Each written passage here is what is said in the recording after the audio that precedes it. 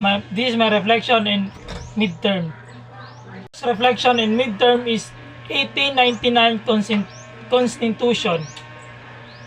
A country constitution established the framework of government which is critical for ensuring that everyone's interests and demands are met. It established how laws are formed and explain how the government's supposed to work. The Malolos Constitution is the first useful document issued by the elected delegates of citizens in the Philippines. The Malolos Constitution is the first useful document issued by elected delegates of the citizens in the Philippines. It is founded the democratic ideas that have their origins American territory. The 1899 Constitution created a republican administration with three branches that execute the legislative and judicial. The separation church and state was advocate. The president of the Republic of the wield executive powers with said assistance of his cabinet. The Constitution actually encouraged learners to recognize and accommodate our basic freedom and rights as well as the fundamental ideas that govern our nation. Second reflection in midterm is Act Declaration of the Philippine Independence. Ambrosio Renzares Bautista's Act Declaration of the Philippine Independence served as a foundation for future generations to figure out when and how the Philippines were liberated. It gave facts that helped us a better grasp of how Philippines was liberated from the horrors of Spanish colonized. The Philippine Declaration of Independence is considered to be one of the most memorable and important events of the Philippines. It is the time when the song anthem of the Philippines, which is the Lopang Hinirang, presented the Philippines flag or watawat shown as to all Filipino people, representing our independence from Spaniards' colonization.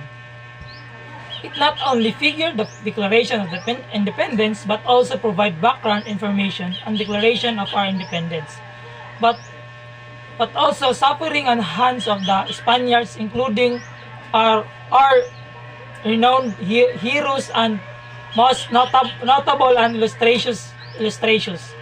Reading this me even more appreciately to our warriors who are prepared to put their lives on the line of their people of suffering. The version is Treaty of Peace and Kingdom of Spain.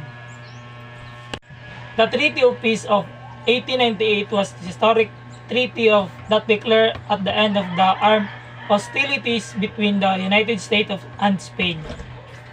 The pact granted Cuba freedom from Spain, as well as Philippines, Puerto Rico, and Guam to the United States. The treaty established the United States as an international power, marking at the end of the Spanish Empire. The Philippines benefit from the article because it gave the Spanish the archipelago of the Philippine island while understanding remaining island. The people have suffered under Spanish rule, and the United States making an offer under international law was relief to the Philippines. During the war, Philippine insurgents who have fought against Spanish rule turned their guns on the new occupiers, and 10 times more U.S. troops died suppressing the Philippines than defeating Spain. The last reflection in midterm is conviction between the United States of America and the Great Britain, delimiting the boundary between the Philippine archipelago. This lesson is notable because it analyzes the 1930 treaty between the United States and the Great Britain.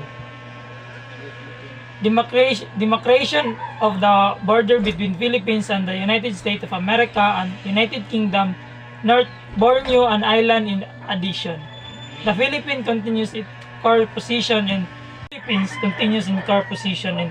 territorial and maritime boundaries are defined by two contested premises. First, fictitious boundaries imposed by the Treaty of Versailles in 1898, defined by territory hands the Philippines to Paris in the U.S. Secondly, all waterways are covered by these limits in territorial waters have artificial boundaries. That's all for my midterm reflection.